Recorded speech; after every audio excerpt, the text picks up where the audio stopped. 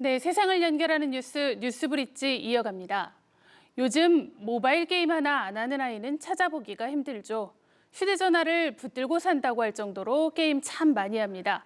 중독이 걱정되는데 그렇다고 게임 못하게 하는 게 최선일까요? 이민영 박사님과 이야기 나눠봅니다. 박사님 어서 오세요. 네, 반갑습니다. 아이들 핸드폰으로 게임 한번 시작하면 몇 시간 지나가는 건 참 금방입니다. 재밌긴 해요. 문제는 한번 맛들이면 빠져나오질 못한다는 건데 게임 중독 걱정이 참 큽니다. 네, 그러시죠. 우리 2019년 WHO의 제11자 국제질병분류기준안에 게임 이용 장애가 질병 코드로 등재가 되었습니다. 그러니까 게임 이용 장애에 대해서 다른 일상생활보다 게임을 우선시해서 부정적인 결과가 올 걸 알매도 불구하고 게임을 지속하는 행위. 자, 이렇게 정의를 하고 있는데요. 그런데 하지만 큰 문제가 있는 것처럼 생각은 하지 않으셔도 될 것 같습니다. 그러니까 예를 들면 수면 장애, 또 섭식 장애, 자, 이런 것들도 우리가 질병 코드에 집어넣고 있죠. 근데 아직 우리나라에서는 그 게임을 질병 코드로 도입을 하지는 않았습니다. 그런데 최근에 이제 회의가 있었죠. 앞으로 국내에 도입을 할 것인지 어떨 것인지 연구를 한다는 보도가 있었습니다. 조금 이제 지켜봐야 할 것 같습니다. 네, 게임을 질병 코드에 등록하느냐 마느냐 이런 논의가 지금 진행되고 있군요. 우리 아이들은 그렇다면요, 게임을 얼마나 하고 있는 걸까요? 네, 관련된 조사가 있었는데요. 한국컨텐츠진흥원에서 올해 4월에, 그러니까 지난 연도 2021년 게임 과몰입 종합 실태 조사를 이제 한 바를 이제 발표를 했습니다. 전국의 청소년 학생 한 10만 명하고 초등학교 저학년 그리고 그 학부모 2만 명 이들을 대상으로 이제 조사를 했는데요. 조사에 따르면 전체 청소년 게임 사용자의 80%, 그러니까 전체 이용자가 80%는 된다. 이게 이제 결과였었고요. 게임을 건전하게 즐기는 게임 선용군이 한 24%, 일반 사용자가 53%, 그리고 게임을 과도하게 이용을 하거나 스스로 통제를 하지 못하는 우리 게임 과몰입군이 있습니다. 이들이 0.5%. 자, 그런데 이 게임 과몰입군 위험군이라고 해서 또 있습니다. 네. 이들은 3% 정도로 나타나고 있습니다.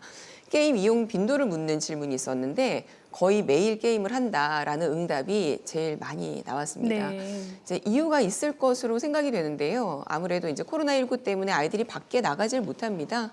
그러니까 집에 있는 시간이 많다 보니까 아무래도 그랬어요. 이제 네. 게임을 이용하는 시간이 더 많아진 게 아닌가 이렇게 보고 있습니다. 네, 우리 같은 조사에서 게임을 건전하게 하는 게임 선용군이라고 하는데요. 10년 전보다 크게 늘었고요. 반대로 과몰입군은 거의 차이가 없는 것으로 나타났습니다. 최근에는 게임이 오히려 우리 아이들에게 긍정적인 영향을 미친다 이런 연구도 있다고 하죠. 네, 이런 연구가 지금 계속적으로 발표가 되고 있는데요. 10세에서 12세 아동을 대상으로 조사를 해봤더니 사회적 경제적 지위와 어떤 유전자를 통제를 하더라도 비디오 게임이 지능 증가와 상관관계가 있다.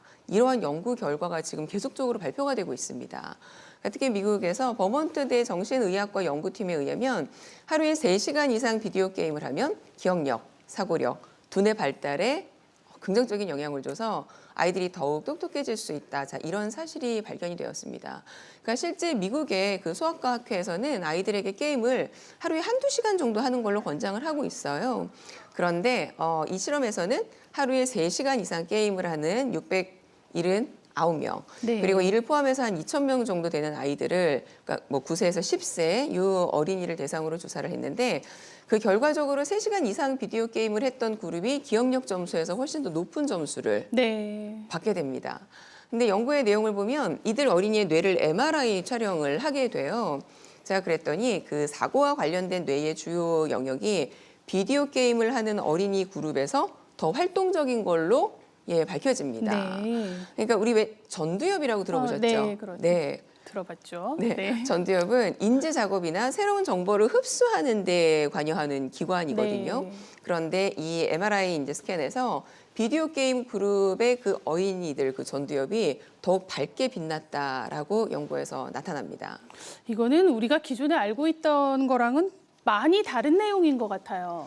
굉장히 다르죠. 네. 과거에 우리가 알고 있었던 내용하고 전혀 반대되는 결과들이 지금 나오고 있습니다. 그러니까 폭력적인 비디오 게임을 하거나 또는 왜 이 게임에 중독이 되면 우울증, 폭력, 공격적인 어떤 행동 증가하고 관련이 있을 것이다. 네. 사실은 이렇게 봤었어요. 그렇죠. 그런데 이 연구에서는 하루에 3시간 이상 비디오 게임을 하는 아이들에게 그러한 경향이 전혀 발견되지 않았다는 거죠. 네. 또 뿐만 아니라 비디오 게임을 한 어린이는 강박장애, 우울증, 공격성, 오히려 이 가능성이 낮다라는 게 사실로 밝혀집니다. 자, 그런데 여기서 주의할 점이 있는데요. 이 연구의 주 저자인 버몬트 대학의 베이도 교수는 이러한 결과가 아이들로 하여금 그냥 무제한적으로 스마트폰을 사용하거나 게임을 할 수 있게 둬서는 안 된다. 그렇겠죠. 라고 네. 강하게 강조를 하고 있습니다. 자, 그리고 미국의 국립약물남용연구소의 노라 볼포프 소장은 과거의 연구에서 비디오 게임을 행동이나 어떤 정신건강 문제와 연관지어서 이야기를 했는데 이 연구는 게임과 관련해서 이점도 있을 수 있겠다라는 걸 시사한다. 따라서 앞으로 추가적인 연구가 필요할 것이다. 그 연구에 가치가 있다. 이렇게 강조를 했습니다.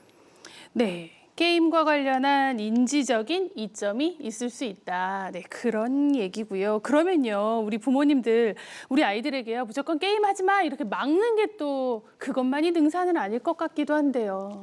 네, 온라인 세계 속에 빠지는 아이들을요, 부정적으로만 볼 수가 없습니다. 우리가 뭐 팬데믹 때문일 수도 있는데 몇 년 전부터 왜 단순한 그 어떤 온라인뿐만 아니라 가상세계, 메타버스 그렇죠. 네. 많이 들어보셨잖아요. 네. 지금은 아이들뿐만 아니라 어른들도 아바타를 만들어서 게더하우스에서 만남을 갖고 또 가상 오피스에서 업무를 하는 사실은 지금은 그런 시대입니다. 세상이 달라졌죠. 맞습니다.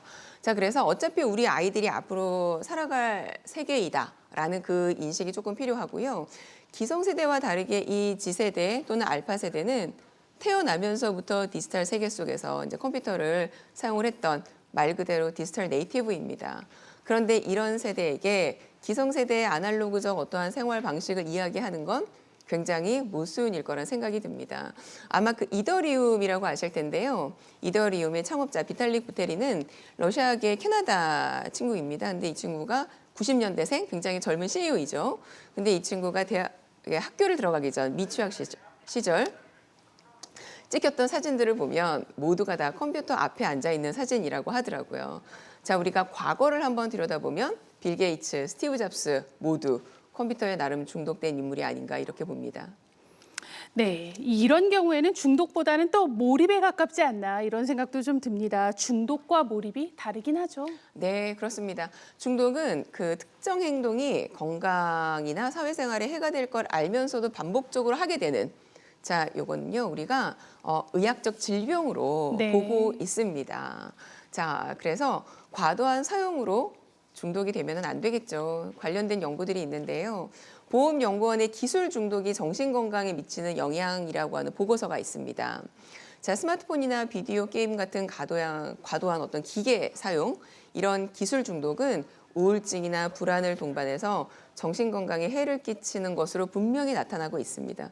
그런데 이 연구들을 자세히 살펴보면 공통적으로 얘기하는 게 4시간, 5시간 이상 과도하게 노출했을 때라고 나옵니다. 네. 그래서 부모님들께 이제 말씀드리고 싶은 거는 적당한 시간을 정해서 아이들에게 사용을 하도록 이제 가르침이 있어야 되는데 물론 시간을 정해서 하시긴 할 거예요. 근데 아이들한테 왜 부모님들이 무너질 때가 있죠.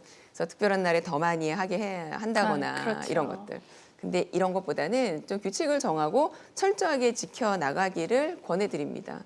그러니까 게임이나 스마트폰 기술 중독, 자, 이거를 중독이라고 보기보다는 이 아이가 게임에 빠진 이유는 무엇일까를 한번 찾아보고 또 대체할 수 있는 적당한 활동들은 없을까, 이런 활동을 아이와 대화를 나누면서 조금 찾아보는 것도 좋은 방법이라고 생각이 듭니다.